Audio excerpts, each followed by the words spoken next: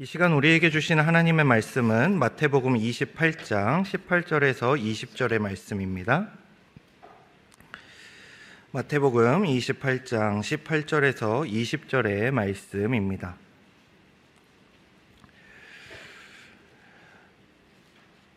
예수께서 나와 말씀하여 이르시되 하늘과 땅의 모든 권세를 내게 주셨으니 그러므로 너희는 가서 모든 민족을 제자로 삼아 아버지와 아들과 성령의 이름으로 세례를 베풀고 내가 너희에게 분부한 모든 것을 가르쳐 지키게 하라. 볼지어다 내가 세상 끝날까지 너희와 항상 함께 있으리라 하시니라. 아멘.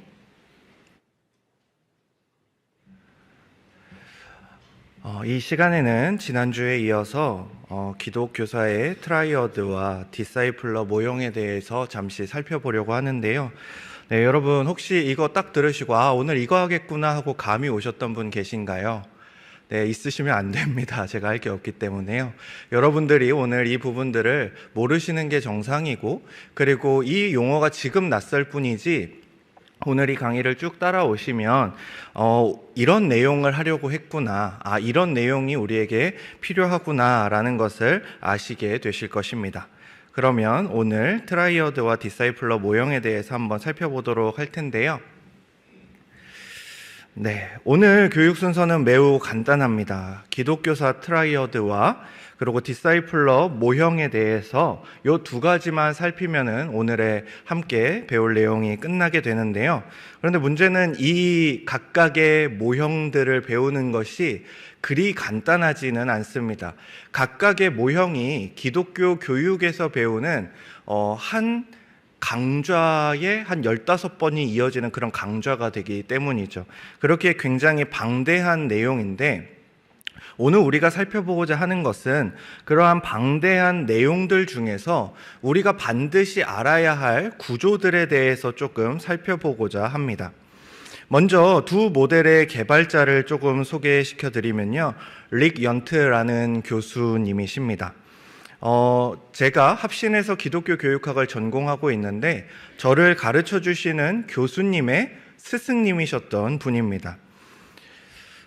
릭 연트의 저서들을 조금 보시면요, 이런 책들이 있습니다. 그리고 이런 책들을 제가 참고해서, 그리고 제가 수업 시간에 들었던 강의들을 참고해서 오늘의 이 교사 연수학교를 준비하였으니까요, 참고해 주시면 좋겠고, 이 두 모델은 제가 배우면서 너무 중요한 부분이다, 그리고 이 모델에 대한 인식과 모델에 대한 지식이 우리한테 잘 쌓이면 좋겠다 싶어서 추후 두 모델에 대한 온라인이 될 것 같은데 세부 강의를 좀 계획해 보려고 하니까 여러분들이 오늘 이 강좌를 잘 들어주시면 좋을 것 같습니다.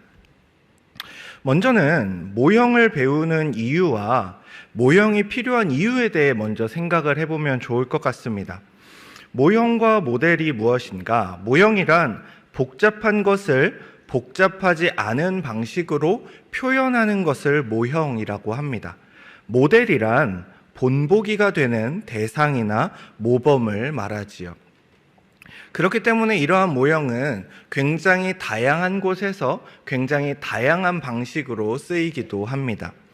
그리고 우리 교회만 하더라도 그 빨간색과 파란색 모양으로 된 그 물고기 마크 여러분들이 다 기억하시죠? 그렇게 된 모형들이 우리에게도 잘 사용이 되고 각인이 되어 있는 것이지요. 모형과 모델이 부재할 경우에는 이러한 문제가 발생하게 됩니다. 분명한 목표가 없기에 결과로서만 만족하거나 위로를 받습니다. 또한 선명한 가이드라인이 없기 때문에 눈앞의 상황에 끌려다니는 과정을 경험하게 됩니다. 이것이 어떤 핵심적이거나 분명한 모델과 모형이 서 있지 않을 때에 한 공동체나 아니면 어떤 과정이나 어떤 단체에서 경험하게 되는 아주 큰 문제입니다. 그렇게 우리가 간단하게만 생각해 보더라도 아파트가 지어지거나 집이 지어지거나 할 때 그 아파트 모형을 우리가 직접 볼 수 있게 되어 있고, 또한 모델하우스에 가면은 그 내부가 어떻게 되어 있는지 확인할 수 있도록 그 모형과 모델들이 잘 준비되어 있는 것을 우리는 확인할 수 있습니다. 그걸 보면서 우리는 어떻게 생각하죠? 아, 집이 이렇게 지어졌으면 좋겠다라고 생각하면 그건 이상한 겁니다. 왜요? 그 모형과 모델은 이렇게 집을 짓겠다라고 이미 확언하고 있는 겁니다. 그렇기 때문에 우리가 모델하우스에 가가지고 확인한 그 집의 모습과 내가 그 집을 분양받아서 들어간 집의 모습이 다르다면은 어떻게 하셔야 됩니까? 신고를 하셔야 됩니다. 그처럼 우리에게도 교육에 대한, 그리고 이 기독교 교육에 대한 분명한 모형과 모델이 목표로서 존재하는 것이 굉장히 중요하다라는 것을 기억하시면 좋을 것 같습니다. 그렇기에 우리나라에도 이런 제자 훈련에 대한 다양한 교재들과, 그리고 또 이러한 제자 훈련을 우리가 배워나갈 수 있는, 한눈에 확인할 수 있게 좋게 만들어 놓은 이러한 도표들, 모형들이 있는 것을 우리는 확인할 수 있습니다. 제가 왜 여기서 교사를 말하면서 제자를 말하고 있는가? 교사의 최종적인 목표는 제자를 길러내는 것이기 때문에 그렇습니다. 우리가 지난주 내도록 살펴본 목양에 대한 내용, 목양을 왜 해야 할까요? 단순히 양을 잘 키우는 것에서 끝나지 않습니다. 그 양들을 제자로 길러내는 과정이기에 이러한 목양이 중요한 것입니다. 그렇기에 이 제자를 만드는 것에 대해서는 굉장히 다양한 교재와 모델들이 이렇게 소개되어 있습니다. 그런데 아쉬운 점이 있다면 구조와 내용에 대한 설명에서는 유익이 있으나 전체적인 그림을 그려주는 모형이 현재는 부재합니다. 큰 그림이 없다라는 것이죠. 다양한 교재를 통한 많은 내용은 다루고 있으나 시대와 상황에 맞게 바꿀 수 있는 유연함은 굉장히 부족한 교재들이 많이 있습니다. 그렇기 때문에 이러한 제자훈련 교재들을 보면 어떤 시대적 상황에 적응하려고 애쓴다기보다 해왔던 것을 고수하려고 하는 굉장히 이렇게 보수적인 모습이 드러나고 있는 것이죠. 그렇기에 유연함의 부족은 경직성으로 이어지게 되고, 이 경직성은 우리가 지난주 살펴보았던 가장 경계해야 할 모습 중에 하나인 제도화의 모습으로 이어지게 됩니다. 그렇게 좋자고 했던 교육들이 시간이 지나면서 시대와 연결되지 못하고, 그 시대의 사조를 파악하지 못하고, 그 시대 사람들의 필요를 이해하지 못하고 충족시키지 못한다면은 좋자고 했던 교육인데 안 좋은 결과들이 나타나는 것을 우리는 확인하게 될 수 있는 것이지요. 그래서 결국 이러한 교회 내의 수많은 교육들이 바뀌지 못하고 제도화되었을 때 어떻게 흐르게 되는가? 엘리트주의로 흘러버리게 됩니다. 소수의 사람들만 누리는 것이 되고요, 지적인 것을 채우는 것에 치중하게 됩니다. 또한 구원론만이 강조됩니다. 구원론이 나쁘진 않습니다. 그러나 이 구원론이 모든 신학적 바탕 속에서 함께 강조가 되어야 하는데, 엘리트주의로 흐르게 된 교육 속에서는 구원론만 강조가 됩니다. 그렇게 어떻게 되죠? 구원받았으니 됐지 뭐.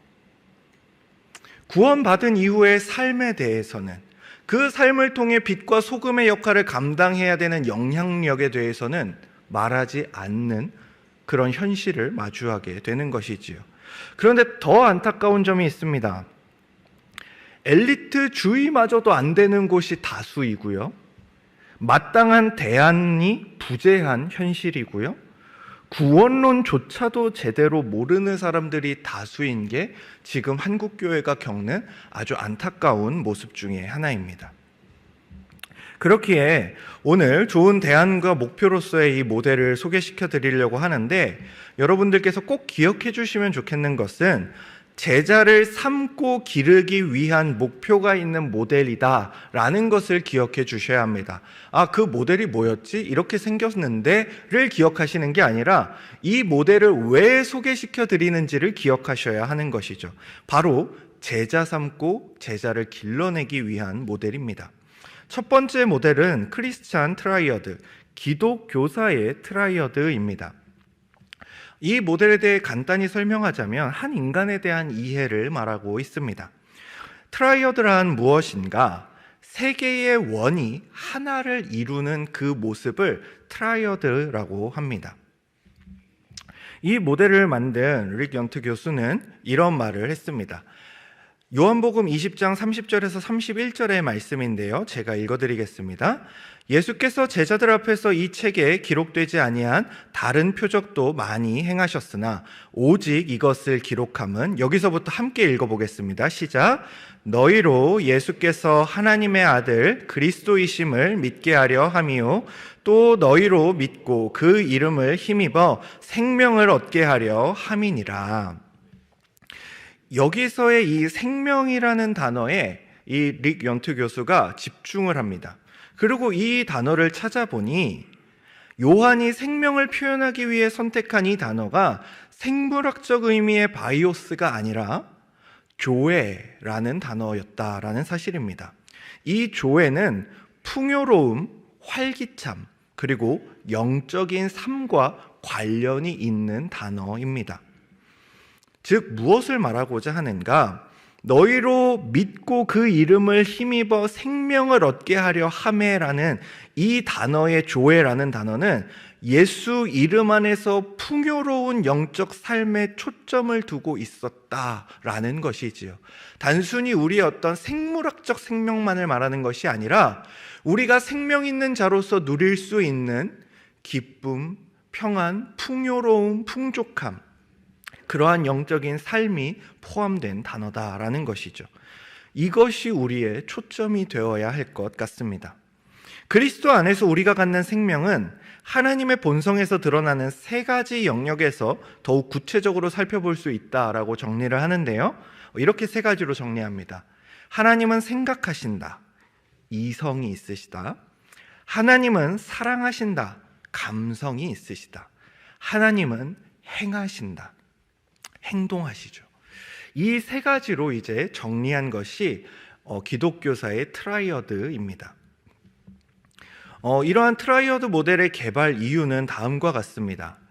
교육심리학에서는 지난 100년 동안 인간의 학습 과정 이론을 세 가지 주요 시스템 안에서 정리하는데, 그것이 방금 살펴본 지성과 감성과 행동에 관한 것이었습니다. 릭 연트 교수는 기독교사의 트라이어드를 교육심리학의 주요 학습 시스템들을 통합시키는 일환으로 개발했다고 밝히고 있는데요. 이것을 통해 무엇을 말하는지 지금부터 한번 잘 살펴보시면 좋을 것 같습니다. 첫 번째, 인간이 어떤 존재인지를 먼저 말하고 있습니다.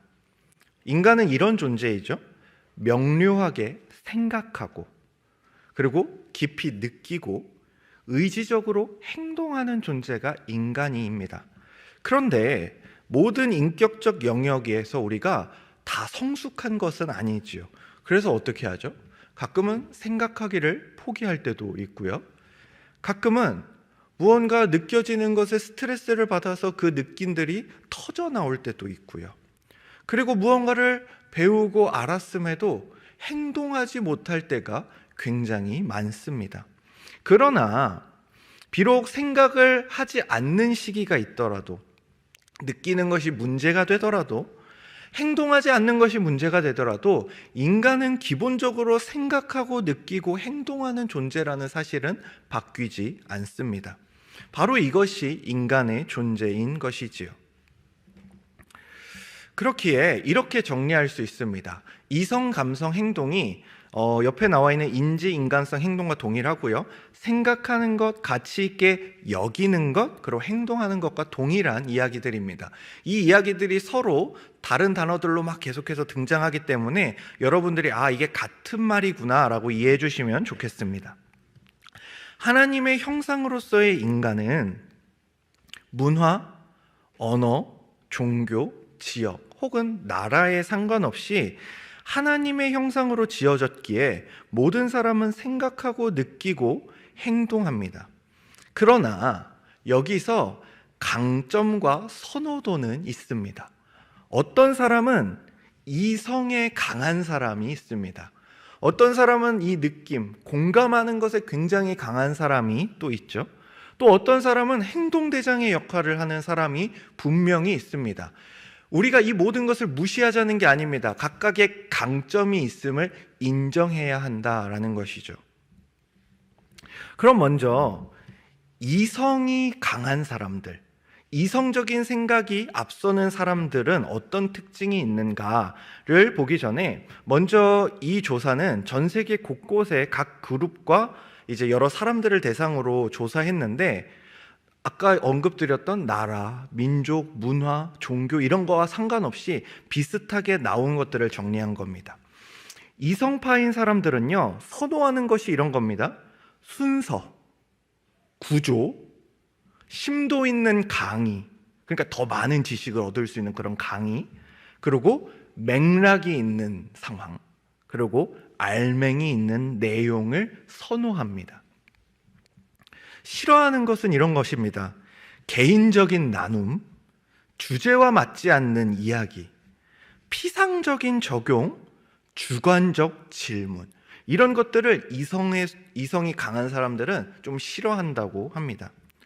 반면에 감성파의 특징은 이런 겁니다. 열린 마음, 자유, 자발성, 생각을 서로 함께 나누는 것, 그리고 서로 따뜻하게 대해주는 것. 싫어하는 것은 강의, 분석, 그리고 역사적 배경. 여러분들 중에 지금 이 시간이 싫으신 분들도 계실 것 같습니다. 그러면 나는 감성파구나 라고 생각하시면 좋을 것 같습니다. 행동파도 있죠. 선호하는 것은 목표 방향, 유용성, 실용적인 적용, 실천, 아주 지극히 실체적인 것. 싫어하는 것은 추상적 분석, 피상적인 감정, 그리고 역사적 배경, 이런 것들을 싫어한다라고 합니다. 자, 그럼 한번 여쭤보고 싶습니다. 여러분들은 어디에 속하십니까? 여러분들이 이걸 들어보시면서 나는 이성파에 속하는 것 같다 하시는 분들 한번 손을 들어주시면 좋을 것 같습니다. 나는 강의나 순서나 맥락 이런 것들이 나하고는 잘 어울린다 하시는 분들은 한번 손을 들어 표시해 주시면 좋겠습니다. 네. 그럼 두 번째로 나는 감성파다. 어떤 따뜻한 마음, 서로 이야기를 나누는 것, 교제하는 것이 좋다 하시는 분들 한번 손을 들어주세요. 네. 감성파가 많으시네요. 이 시간이 굉장히 어려워질 것 같습니다. 네, 그럼 행동파다. 나는 행동파다. 나는 막 실제적인 적용, 실제로 할 수 있는 것, 유용한 것이 좋다 하시는 분들 한번 손을 들어주십시오. 네. 지금 이 자리에는 감성파가 좀 많으시고요. 이성파와 행동파가 적절히 이제 함께 계시는 것 같습니다. 그런데 이 반복된 조사와 실험의 결과에서 나타난 결과가 이렇습니다. 생각파에 속한 이 비율을 보면 남자가 항상 여성보다 그 수가 많았습니다. 이성적인 사람들이요. 그런데 일관되게 여성이 함께 포함이 되었죠. 느낌파는 여자가 항상 남자보다 그 수가 많았습니다. 그런데 일관되게 남성도 포함이 되었습니다. 행동파는 대략 남자와 여자가 절반인 경우가 많았다라고 합니다. 이것으로 알 수 있는 것은 무엇인가? 그 어떤 공동체라 할지라도 모든 그룹에는 이 세 가지 파가 모두 속해 있더라라는 것입니다. 그렇기에 우리가 기억해야 할 것은 무엇인가? 이들이 내가 속한 공동체에 함께 있음을 기억하셔야 되고요. 두 번째로는 내가 가르치는 자거나 리더일 때 내가 나의 특징을 강조하게 된다라는 것을 기억하셔야 됩니다. 일관적으로 교사에게 어떤 특징들이 있었는가? 대부분의 교사들이 자기가 선호하는 그 특징을 가지고 그것을 주된 기준으로 가르치더라라는 것입니다. 이성파에 속한 사람은 모든 학습자가 이성파일 것으로 생각을 했더랍니다. 그러니까 어떻게 하죠? 내가 강의가 즐겁고 내가 무언가 지식을 전달하는 과정이 즐겁고 나는 맥락과 구조 있는 것이 좋고 그래서 역사적인 배경과 바탕이 너무 좋고 이러니까 어떻게 하죠? 나에게 듣는 모든 아이들도 이것을 좋아할 거라는 착각을 하더라라는 것입니다. 느낌파도 마찬가지입니다. 모든 나한테 배우는 사람들이 다 이 느낌적인 것을 원할 거라고 생각하는 것입니다. 어떻게 하죠? 따뜻한 분위기를 원할 것 같고 뭔가 이렇게 딱딱한 강의는 싫어할 것 같고 서로 있었던 대화 나누면서 위로하는 시간이 격려가 되는 것 같고 행동파도 마찬가지죠. 앉아있지 못하는 겁니다. 우리 나가자. 나가서 뭐라도 하자. 전도하자. 기도하자. 이렇게 되는 겁니다. 앉아서 우리 기도를 어떻게 하면 좋을까요? 전도를 어떻게 하면 좋을까요? 이런 것들이 그냥 싫은 겁니다. 도대체 저걸 왜 고민하고 있나? 하면 되지. 이렇게 되는 것이죠. 근데 문제는 이 세 그룹의 사람들이 모두 교사에 속한다는 겁니다. 그렇기 때문에 만약에 교사가 자기가 선호하는 그것만 가지고 있을 경우에는 전체 학생 중에 3분의 1을 놓치게 됩니다. 자신과 비슷한 성향을 가지고 있는 학생이 3분의 1은 있을 가능성이 높습니다. 그러나 3분의 2는 놓치게 되는 것이지요. 즉, 그 원이 무엇이든지 필연적으로 가르침의 불균형을 형성할 수밖에 없게 되는 것입니다. 한 영역만이 강조될 때 어떠한 문제가 일어나게 되는가? 만약에 이성적인 부분만 강조가 된다라고 했을 때는 감정적이고 행동적인 면이 약화가 되고요. 학습이 건조하고 무감정적이며 과도하게 추상적이게 될 수 있습니다. 냉담한 지성주의로 흐르게 될 수 있고요. 지식은 늘어가지만 지식이 삶에 닿지는 못합니다. 지식의 가치와 의미에 무관심하고 삶의 변화에 대해서는 전혀 신경 쓰지 않게 되는 것이죠. 즉, 아는 것과 사는 것에 분리가 일어나게 됩니다. 그럼 감성파가 강조되면 어떨까요? 이성적인 이해와 삶에 반영되는 실천은 약화됩니다. 지나치게 개인적인 성경 공부가 이루어지게 되고요. 따뜻하고 마음이 편하고 피상적인 좋은 분위기만 추구하게 됩니다. 주관적인 느낌이 객관적 의미의 이해를 압도하고요. 이 말씀이 나에게 어떠한 의미가 있는가만 고민하게 됩니다. 자기중심적 사적 이야기로 가득한 수업이 진행되게 되는 것이죠. 쉽게 영적인 무지와 방종의 상태에 놓이게 될 가능성이 큽니다. 행동파가 우세하게 되면요, 이성적 이해와 상호간 공감은 무시되고 행동하는 것에만 초점이 맞춰집니다. 또한 일에 대한 의무감과 책임감이 과다해져서 지속적으로 지치게 만들며 탈진 상태에 이르게 되지요. 실천이 바른 이해, 충분한 공감에 연결되지 않을 때 영적 공허와 방전 상태에 놓이게 됩니다. 그렇게 행동파들은 특히 영적인 번아웃이 올 때가 굉장히 많다고 합니다. 그럼 이 문제들을 어떻게 해결해야 할까요? 이러한 문제를 해결하는 유일한 방법에 대해서 이 릭 연투 교수는 이렇게 말합니다. 의도적으로 자신이 편안함을 느끼는 영역에서 벗어나라. 그리고 자신이 취약한 영역으로 나아가라 라고 이야기합니다. 내가 굉장히 이성적인 사람이다. 그런데 감성과 행동에는 약하다? 그럼 어떻게 해야 될까요? 이 사람은 계속 이성적인 공동체에, 이성적인 활동에 머물러 있는 것이 아니라 감성적이고 행동하는 그런 공동체로 나아가야 하는 것입니다. 이는 감성파, 행동파도 마찬가지입니다. 잠시 제 이야기를 좀 드리자면요. 저는 대학교 시절부터 신학교를 다녔었기 때문에 사역을 조금 일찍 시작한 편이었습니다. 25살 때 첫 사역지에 나가서 전도사 생활을 했었는데, 그때부터 저는 청소년과 청년에 대해서 마음이 굉장히 뜨거웠습니다. 그래서 제가 그 교회 공고란을 보는 것은 딱 하나였습니다. 청소년 그리고 청년. 근데 너무 어리니까 청년은 안 써줄 것 같아서 청소년만 계속해서 봤습니다. 그래서 모든 사역을 청소년과 관련된 사역만 끊임없이 해왔습니다.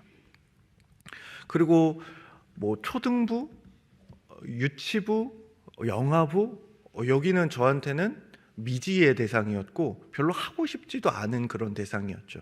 그런데 제가 사역지를 한번 옮기다가 어떤 교회로 이제 화성교회 오기 전 그 사역지로 옮기게 되었는데, 이 교회는 부서를 지원할 수가 없었습니다.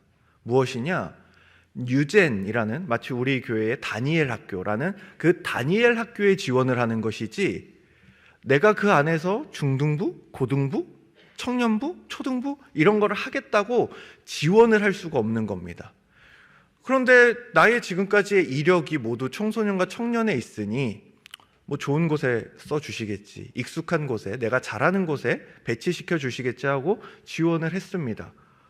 그리고 나서 이제 면접을 보고 합격했다는 소식을 듣고 가가지고 내 부서가 어딘가 봤더니 아동부인 겁니다. 초등학교 1, 2학년 아이들을 저는 본 적이 없습니다. 그리고 저는 그 아이들을 굉장히 어려워했습니다. 제가 초등학교 1, 2학년 때도 저는 율동을 하지 않았습니다. 근데 제가 나이 30이 넘어서 아이들을 위해 율동을 하고 있는 그 거울에 비친 제 모습을 보면서 한동안 굉장히 슬픈 생각이 많이 들었습니다. 어떻게 해야 되지? 못하겠는데. 그리고 그렇게 한 1, 2주 사역하는 저의 모습을 보셨던 그 당시 그 교회의 교육 디렉터 목사님이 저를 불렀습니다. 제발 관두지 마세요. 제 표정이, 저는 웃는다고 웃었는데 굉장히 좋지 않았던 것 같습니다. 그만큼 아이들을 만나는 것은 저에게 도전이었습니다. 그런데 저는 굉장히 이성파적인 사람이거든요. 어떻게 했는가? 아이들과 관련된 책들을 어마어마하게 사서 보기 시작했습니다. 아이들과 관련된 강의들을 어마어마하게 듣기 시작했습니다. 근데 문제가 무엇이었을까요? 행동이 되지 않는 겁니다.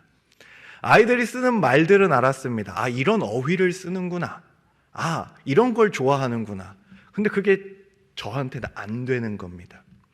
그런데 그때 제가 혹시 필요하면 부서를 옮겨주겠다라는 제안이 왔을 때 그냥 맡겨주신 곳에서 하겠다라고 이야기했던 건 언제까지나 사역과 섬김이 내가 하고 싶은 것을 할 수 있는 것은 아니다라는 생각이 있었기 때문입니다.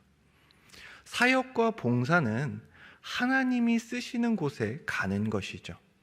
또한 교사는 아이들을 가르치는 존재로 부르심을 받았습니다. 그렇게 우리는 어떻게 해야 할까요?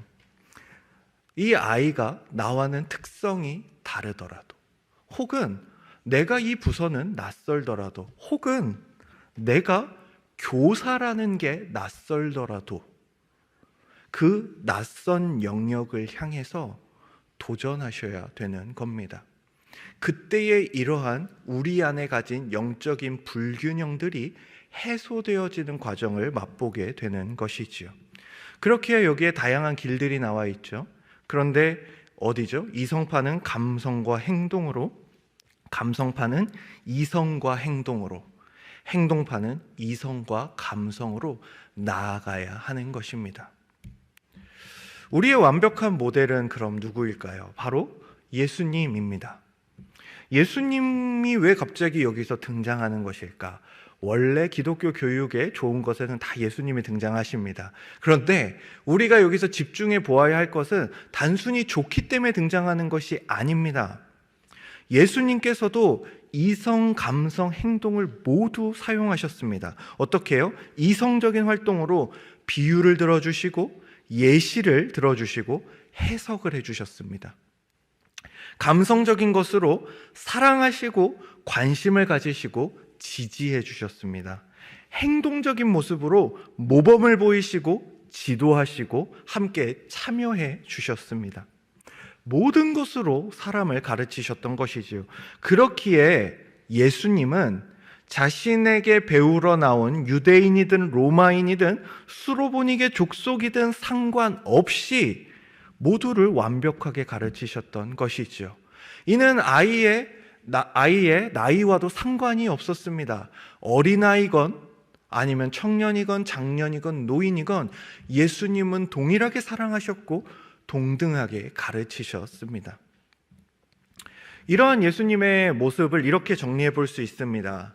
지성적인 부분은 예수님의 삼중직 중에 선지자적 모습으로, 감성적인 모습은 제사장이신 모습으로, 행동에 관련된 부분은 왕이신 부분으로 우리가 정리해 볼 수 있는데요. 선지자이신 예수님은 어떻게 하셨죠? 하나님의 나라를 선포하십니다. 말씀의 의미를 가르치십니다. 믿음의 객관적인 요소들을 알리십니다. 사람들의 지성을 터치하십니다. 지성을 무시하시지 않으셨습니다. 이러한 특성이 반영된 말씀들은 이렇습니다. 마태복음 16장 13절, 사람들이 인자를 나를 누구라 하느냐 질문하시는 것이죠. 또한 너희는 나를 누구라 하느냐, 가르치시는 과정입니다. 다윗이 그리스도를 주라 칭하였은즉 어찌 그의 자손이 되겠느냐, 분석을 하시죠. 그리고 이어지는 말씀들에서 어떻게 하시죠? 해석을 해주십니다. 또한 진리를 선포하시죠. 내가 곧 길이요 진리요 생명이다 라고 선지자적으로 선포하십니다. 그럼 제사장의 역할은 어떤 것을 감당하셨는가? 사람들을 사랑하셨습니다. 동정하시고 헤아리시고 위로하셨죠. 사랑하는 자들을 위해 희생하셨습니다. 이러한 특성이 반영된 말씀은 이런 것이 있습니다. 예수께서 그가 우는 것과 또 함께 온 유대인들이 우는 것을 보시고 심령의 비통이 여기시고 불쌍히 여기셨다. 예수님께서 야, 너네 나 믿어야 구원받을 수 있어, 이것으로 끝이야 라고 끝내지 않으셨습니다. 예수 그리스도를 믿어서 구원 얻는 것은 맞지만 한 인생의 연약함과 그들의 아픔과 그들의 그 슬픔에 공감하시고 함께 눈물을 흘리셨습니다. 충분히 공감하시고 함께 하셨던 것이지요. 또한 헤아리셨습니다. 이르시되 너희는 따로 한적한 곳에 가서 잠깐 쉬어라 하시니 이는 오고 가는 사람이 많아 음식 먹을 겨를도 없음이라. 제자들이 예수님께 몰려드는 사람들이 많아서 쉴 시간도 없이 일을 하고 있자 예수님께서 그 제자들의 힘듦을 헤아리십니다. 제자들이 가서 저희 좀 쉴게요 라고 하지 않았습니다. 예수님이 한 인간은 이 정도 일하면 힘들 수밖에 없음을 아십니다. 이렇게 일하면 지친다는 것을 아십니다. 그래서 어떻게 하시죠? 가서 쉬어라. 너네 어디 쉬어만 봐, 이게 아닙니다. 좋은 말로 할 때 그만 쉬어, 이런 것도 아닙니다. 어떻게 하죠? 그냥 쉬라고 하십니다. 그들의 힘듦을 헤아리신 것이죠. 또한 예수님께서는 왕으로도 행동하셨죠. 구체적인 삶과 행동으로 부르십니다. 콜링이죠. 삶을 통해 열매 맺기를 바라시며 모범이 되어주십니다. 또한 훈계하시고 명령하십니다. 왕으로서 부르시고 왕으로서 모범이 되시며 왕으로서 명령하신 것이죠. 이러한 특성이 반영된 말씀은 무엇이 있습니까? 오히려 이스라엘 집의 어린 양에게로 가라, 분명한 제시와 명령을 하십니다. 또한 훈계를 하시죠. 예수께서 즉시 손을 내밀어 그를 붙잡으시며 이르시되 믿음이 작은 자여 왜 의심하였느냐? 너 왜 의심하니? 왜 이렇게밖에 못하니? 훈계하시고 나무라실 때가 있었습니다. 예수님은 지성, 감성, 행동 중에 어느 하나에만 초점을 맞추시지 않습니다. 한 인간을 대하실 때, 그리고 자신의 그 제자들을 기르실 때, 이 세 가지 영역으로 다가가시고 그 모든 영역 가운데 돌보셨습니다. 그것이 예수님의 가르침이었던 것이지요. 그렇기에 우리도 이러한 예수 그리스도의 가르침을 본받아야 할 것입니다. 바로 선지자로서 가르치는 것에도 집중을 하고 제사장으로서 그들의 연약함과 아픔에 공감하며 또한 왕으로서 그들에게 명령과 가야 할 바를 가르쳐주는 존재가 누구입니까? 바로 교사입니다.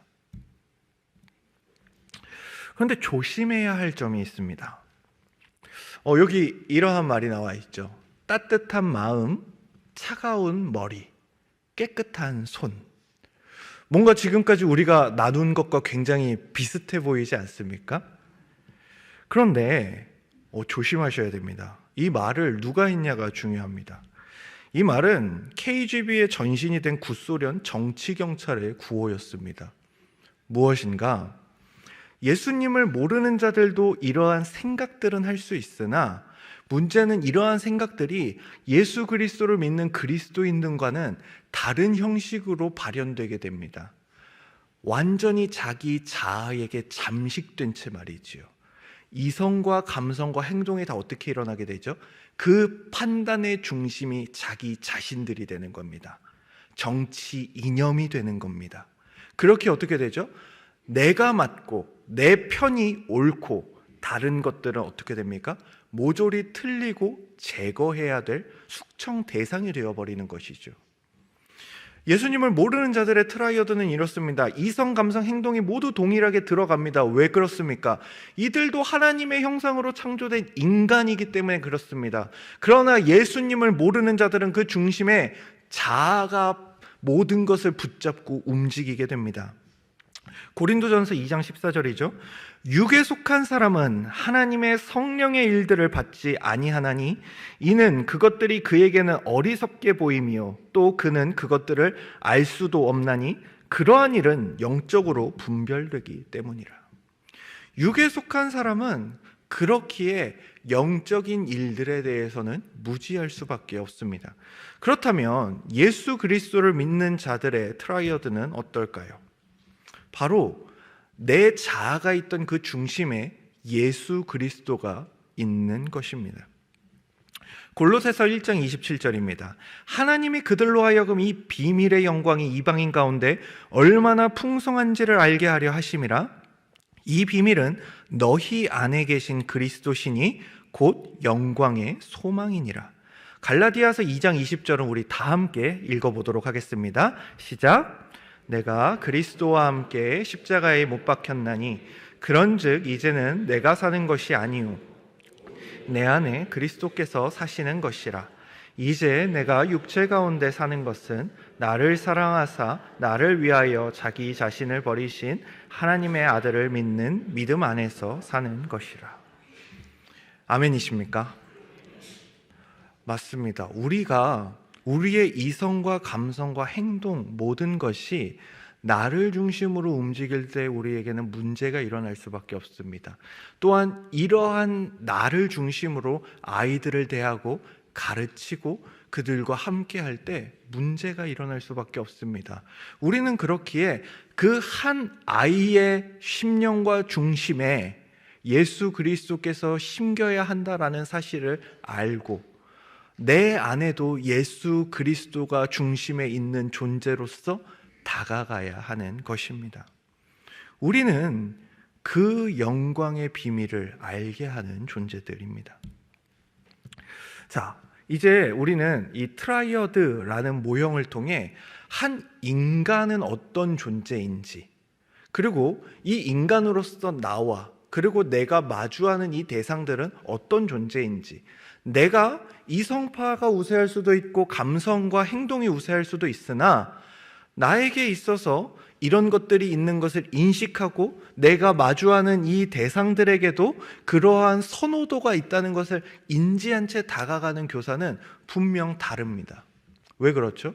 아이가 어떤 식으로 반응할 때 이 아이는 이성적인 면이 조금 더 강세인 아이구나, 이 아이는 행동적인 면이 조금 더 강세인 아이구나, 이 아이는 행동적이고 아니면 감성적인 게 더 강세인 아이구나, 이것을 이해할 수 있기 때문이죠.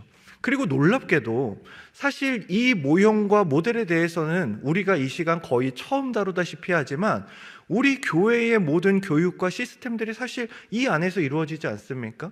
교회 안에서 가르치는 이 이성적인 것, 지식적인 것을 전달하는 교육과 또한 서로의 어려움과 슬픔과 아픔을 돌보고 함께 기도하고 함께 위로하는 이러한 모임들과 또한 그 배운 것과 공동체로서 함께함으로 말미암아 함께 나가서 전도하자, 함께 기도하자 하는 그런 실천적인 모든 모임들이 우리 교회 안에도 집약적으로 이렇게 함께 있습니다. 그러나 우리가 이것을 하는 이유는 이것을 몰라서 우리가 안 해서가 아니라 이것을 바라보는 눈이 생겨야 하기 때문입니다. 그렇기에 여러분들께서도 내가 이 교회 안에 속해 있으면서 나는 감성적인 것에 너무 치중하는 것은 아닌지, 행동적인 것에 너무 치중하는 것은 아닌지, 이성적인 게 부족하진 않았는지를 잘 염두하시면서 그런 것들이 부족하다 여겨질 때, 또한 가르치실 때 이 아이들이 이런 것들이 부족하다 여겨질 때 그러한 것들을 더 가르치시는 방향으로 나아가실 수 있는 것이죠. 자, 두 번째는 이제 디사이플러 모델에 대해서 한번 살펴보도록 하겠습니다. 제자를 길러내는 디사이플러, 제자를 어떻게 기를 것인가에 대해서 살펴볼 텐데요. 우선 디사이플러란 무엇인가? 가르치는 수준을 넘어서 삶을 변화시키는 수준에까지 도달한 교사들과 사역자들을 가르치는 용어가 디사이플러입니다. 제자를 길러내는 자들인 것이죠. 하나님의 백성들의 필요와 소망에 적극적으로 관여하는 역할을 하는 사람의 그 의미를 나타내는 용어이기도 합니다. 자, 이 모델은 앞에 보시는 것처럼 앞에는 이제 영어로 나와 있어서 한글로 좀 정리해 보자면 이렇습니다. 먼저 주춧돌에 성경이 놓여야 합니다. 교회 학교의 핵심은 무엇이 있을까요? 뭐 많은 필요가 있겠죠. 재정, 많은 교사, 아니면은 헌신된 자원들, 아니면 어떤 충분한 시간, 아니면 좋은 장소, 모든 것들이 아마 필요할 겁니다. 그러나 그럼에도 우리가 그 어떤 것도 주춧돌에 이것 대신 놓을 수는 없습니다. 바로 성경입니다. 말씀을 깨닫고 말씀 안에서 성장하는 과정이기 때문에 그렇습니다. 또한 하나님의 말씀으로 세상을 바라보는 눈을 가져야 하기 때문에 이 구조는 너무나도 중요합니다. 그러면 반대편 주춧돌은 무엇을 놓을 수 있는가? 필요가 놓일 수 있습니다. 이것은 대상에 대한 사랑을 품고 삶의 필요와 그 기저에 있는 본질적인 필요에 말씀이 닿도록 가르쳐야 합니다. 그러니까 무엇이냐면 지금 이 배움의 자리에 나오는, 아니면 말씀을 읽으며 하나님 앞에 나오는 자들이 정말 그 마음 가운데 어떠한 소망과 어떠한 필요와 어떠한 갈급함이 있는지를 알고 나아가야 한다라는 것이죠. 만약에 필요가 무시된다면 교회는 성경 내용을 기계적으로만 전달하는 것에 그치지 않을 것입니다. 삶과는 연결성이 없어지는 것이지요. 반대로 성경이 무시될 경우에 서로의 이야기 속에서 말씀과 겉면은 그냥 조미료 역할만 하게 될 것입니다. 그럼 무엇이 핵심이죠? 서로의 이야기가 핵심이 되는 것입니다. 어땠어? 괜찮았어? 힘들지 않았어? 하나님이 다 아셔. 그냥 이렇게 되는 것이죠. 성경과 필요의 균형이 매우 중요합니다. 의미를 필요와 경험에 구체적으로 연결 및 적용시켜야 하는 것이지요. 그런데 이 모델이 이제 등장하고 난 다음에 이 모델을 배우던 많은 그 학생들이 이러한 반론을 했다라고 합니다. 어떻게 인간의 경험과 필요가 하나님의 살아계신 말씀과 함께 기초에 있을 수 있는가? 위에 나와 있는 것처럼 성경이 든든하게 기초가 되고 그 위에 필요가 좀 쌓이는 이런 구조가 되어야 하지 않는가? 누군가 질문했다라고 합니다. 그러자 이 교수님이 이렇게 답했다고 합니다. 네, 저도 학생이 이야기한 것에 100% 동의합니다. 하나님의 영원한 말씀이 우리의 유일하고 궁극적인 기초가 되어야 합니다. 사실 말씀을 통해서만이 우리는 비로소 우리의 그 모든 시시각각 변하는 필요의 진정한 궁극적인 필요를 알게 되지요. 그런데 말입니다. 이 모델에서 만약 성경의 초석을 뺀다면, 혹은 필요의 초석을 뺀다면 그럼 모형이 무너져 내릴까요? 라고 오히려 답을 했다라고 합니다. 무슨 뜻입니까? 옆에 있는 성경과 필요가 함께 주춧돌에 놓인 모형에서는 필요가 빠지거나 성경이 빠지거나 되면 이 모델 자체가 무너지게 됩니다. 그런데 지금 옆에 있는 성경과 필요를 위해 덧입힌 이 구조에서는 성경이 빠져도 이 구조는 무너지지 않고요, 필요가 빠져도 이 구조는 무너지지 않습니다. 즉, 이 구조를 통해 보여주고자 하는 것은 무엇인가? 성경이 핵심인 것은 이견이 없습니다. 그러나 이것이 가르쳐지는 곳에서는 성경과 필요가 모두 강조가 되어야 한다라는 것입니다. 둘 중 하나가 사라지게 되면 이 모델 자체가 무너져 쓸데가 없게 되기 때문입니다. 그럼 위에 있는 기둥들에 대해서 살펴보겠습니다. 한쪽은 사고의 기둥이고 또 한쪽은 가치의 기둥입니다. 사고의 기둥은 말씀의 의미에 대해 정확하고 명료한 이해입니다. 즉, 교사 선생님들께서 그 말씀의 의미에 대해 아주 정확하고 명료하게 이해하시고 그것을 아이들에게 가르쳐 주셔야 합니다. 성경적 원리, 기준, 이상 등을 연구해서 아이들에게 가르치셔야 하는 것이지요. 반면에 가치의 기둥은 가르침의 주관적이고 정서적인 측면입니다. 여러분, 제가 왜 아까 그 트라이어드 부분을 먼저 말씀했는지 이제 조금 감이 오셔야 합니다. 바로 여기서 이 사고와 가치라는 것이 그 이성과 감성에 대한 부분을 이야기하고 있는 것입니다. 만약에 근데 이 부분에서 사고의 기둥만 엄청나게 강조가 되면 무감각한 교조주의로 흐르게 되죠. 강의, 개념 설명, 평가, 이것만 끊임없이 반복합니다. 차가워지고요, 지나치게 구조화되고요, 인격적 소통이 없고요, 공동체성이 사라집니다. 반대도 마찬가지입니다. 그냥 가치, 이 감성적인 것만 엄청나게 강조가 되면 주관적 측면만 강조가 되기에 객관성을 잃게 되고, 자유, 자발성, 객관적 이야기, 상호작용만 강조가 됩니다. 모이기는 힘썼으나, 모이기는 했으나 무엇을 해야 될지 모르는 공동체가 되어버리는 것이죠. 그렇기 때문에 우리는 이 균형을 잡을 필요가 있습니다. 그런데 이 균형을 잡는다는 것이 정확히 5대5를 이야기하는 것은 아닙니다. 5대5로 딱 맞춰서 해야지 잘 되지도 않을 뿐더러 그건 불가능합니다. 무엇에서 균형을 맞춰야 하는가? 우리 공동체 안에 아이들이 사고적인, 지성적인 부분이 현재 좀 모자란 것 같으면 그것을 가르치는 겁니다. 조금 더 집중하고 조금 더 많이 가르치는 것이죠. 또 어떤 때는 이런 감성적이고 가치적인 부분이 무너져 있을 때가 있습니다. 그러면 그것에 더 힘을 쏟으면서 균형을 이루어야 한다라는 것이죠. 그리고 그러한 중심의 기둥으로서 관계가 들어와 있습니다. 자, 균형 잡기 아래에 나와 있죠. 사고, 가치, 관계의 기둥들이 있습니다. 이 관계의 기둥은 공동체에서 배운 바를 적용하고 실천할 수 있는 그 관계성을 말하고 있습니다. 그리고 마지막으로 이 지붕은 성장에 대해 이야기합니다. 이 성장은 단순히 우리가 이제 첫 번째 보는 수적 성장만을 말하지 않습니다. 가시적 인원의 증가도 반드시 있어야겠죠. 그러나 성장은 여러 가지가 있습니다. 유기적인 성장, 효율성이 증가하는 겁니다. 개인적인 성장, 각 구성원의 성화의 과정을 밟게 되는 것입니다. 공동체적 성장, 우리 공동체가 지역사회에 미치는 영향력이 증대되는 것입니다. 바로 이러한 역할을 감당하는 것이 교회 안의 목자와 교사들의 역할들입니다. 성경 그리고 필요라는 주춧돌 위에서 사고와 가치와 관계의 기둥을 세우고 이 기둥들이 온전히 세워졌을 때 성장으로 나아갈 수 있는 것입니다.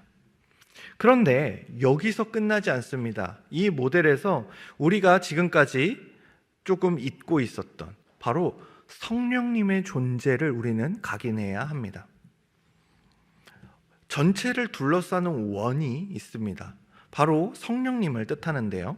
첫 번째로 이 성령님을 의지하는 방법은 무엇인가? 첫째로 기도하는 것, 둘째로 우선순위를 정하는 것, 셋째로 지위를 기억하는 것입니다.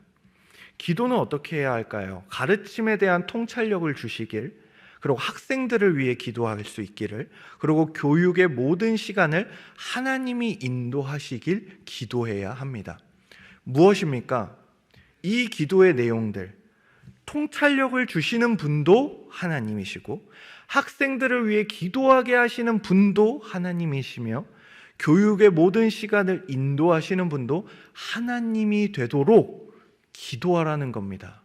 이것이 빠져 있다면 앞서 말했던 그 모형들이 모두 있어도 소용이 없게 됩니다. 두 번째는 우선순위입니다. 먼저 그의 나라와 의를 구하는 것, 영역의 개념을 기억해야 합니다. 이것이 무엇인가?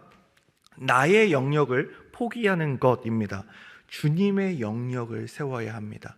마치 우리가 앞에 트라이어드에서 살펴보았던 것처럼 나의 자아의 자리에 예수 그리스도께서 자리 잡으시고 중심이 되시는 것처럼 교회 안에서와 사역의 모든 것 안에서 내가 중심이 되어서 내가 아이들에게 무언가를 가르치고 싶고 아이들을 어떻게 만들고 싶고 아이들을 어떻게 이끌고 싶고 이것이 아니라 하나님이 어떻게 만들어 가실 것인가를 인도하는 존재가 되어야 합니다. 내가 드러나선 안 됩니다. 내가 가르쳐선 안 됩니다. 역할의 모범을 보여야 합니다. 즉, 사랑하라고 가르친다면 그 사랑하는 것을 보여주는 존재가 돼야 되는 겁니다. 주변 사람을 사랑하라고 해놓고, 서로 사랑하라고 해놓고, 정작 교사 선생님이 누군가를 미워하는 모습을 보인다거나 누군가를 싫어하는 모습을 보인다면 교육은 그곳에서 무너집니다. 세 번째로 지위입니다. 이것을 묻습니다. 당신은 이끄는 자인가 섬기는 자인가? 그리고 섬기는 자가 되어야 한다라고 말씀합니다. 또한 섬기는 자란 무엇인가? 희생하는 자입니다. 자신의 시간, 은사, 재정, 에너지, 이 모든 것들은 우리가 희생하는 것에서 하나님께서 기쁘게 받아 주십니다. 우리가 어떠한 희생도 없이 가르치겠다라는 것은 가르치지 않겠다와 동일한 표현입니다. 왜죠? 아이들에게 마음을 쏟는 그 마음에 대한 것도 사실은 나를 소진하는 희생인 것이고요. 이 아이들을 잘 가르치기 위해 내가 시간과 이 모든 것들을 포함해서 공부하는 그 모든 과정도 사실은 희생인 것이고요. 그리고 이 아이들에게 다가가고 아이들과 밥을 먹고 아이들에게 간식을 사주고 하는 그 모든 행동하는 것들도 사실은 희생이 없으면 불가능한 과정입니다. 그렇기에 우리가 오늘 이 살펴본 두 가지 모형은 바로 이렇습니다. 사람에 대한 이해가 교사에게 있어야 한다라는 것과 제자를 기르는 구조에 대한 이해가 교사에게 있어야 한다라는 것을 반드시 기억해 주셔야 합니다. 오늘은 굉장히 짧은 시간이기 때문에 모든 것을 훑지 못하고 그저 간략하게 넘어갔는데 추후에 더 자세한 내용들을 이제 올리도록 할 텐데 그때 꼭 확인해 주시고 오늘 이 배운 내용 안에서 나는 과연 내가 돌보고 목양해야 될 그 아이들에 대해 얼마나 이해하고 있었는가? 가르치는 역할을 하고 있는 나는 이 가르침에 튼튼한 구조를 가지고 있었는가를 점검하는 오늘의 시간이 되었으면 좋겠습니다. 한 사람의 내면 중심에 예수 그리스도가 세워져야 하고 가르치는 자와 배우는 자의 모든 것이 성령님의 은혜 안에서 이루어지는 것이 우리의 교육이 되어야 할 것입니다. 그렇기에 마지막으로 이 말씀 함께 읽고 마치도록 하겠습니다. 시작. 예수께서 나와 말씀하여 이르시되 하늘과 땅의 모든 권세를 내게 주셨으니 그러므로 너희는 가서 모든 민족을 제자로 삼아 아버지와 아들과 성령의 이름으로 세례를 베풀고 내가 너희에게 분부한 모든 것을 가르쳐 지키게 하라. 볼지어다 내가 세상 끝날까지 항상 함께 있으리라 하시니라. 아멘. 여러분, 이것이 예수님께서 제자된 우리에게 주신 말씀이고 그렇기에 우리는 이 말씀에 순종해야 할 것입니다. 이제 이번 주부터 교사 학교, 이제 다니엘 학교 교사를 지원받고 있습니다. 여러분, 오늘 함께 이 나눈 강의의 내용을 조금 기억해 주시면서요. 여러분들이 교사로 섬기는 게 익숙하지 않고 불편한 분들도 분명 계실 것입니다. 나의 성향과는 맞지 않는 것 같아. 나는 이런 것을 해본 적이 없어. 내가 잘할 수 있을까?